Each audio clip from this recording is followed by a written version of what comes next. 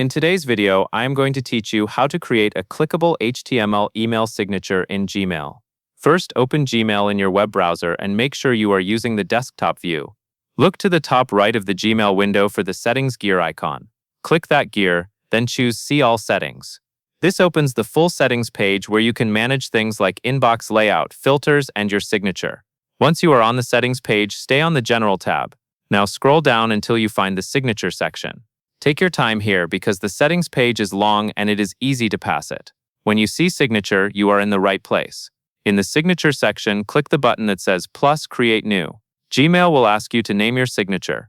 Choose a simple name that helps you recognize it later, especially if you plan to create more than one signature for different situations, like work and personal. After you type the name, click Create. You will now see a text box where your signature content goes. Paste your signature into that box. If your signature is HTML-based, pasting it should bring in the formatting you expect, like spacing, icons, and styled text. After you paste, click into the box and review how it looks. If anything appears misaligned, you can usually fix it by adjusting spacing directly in the signature field before saving.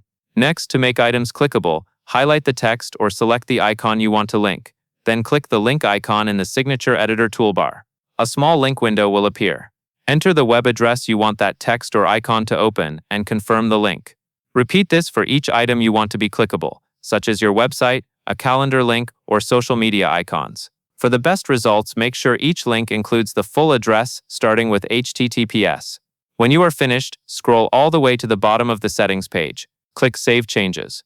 This step is important because Gmail will not apply your updated signature until you save. After saving, you can return to your inbox and compose a new email to confirm your signature appears correctly and that each link works as expected. And that is all there is to it.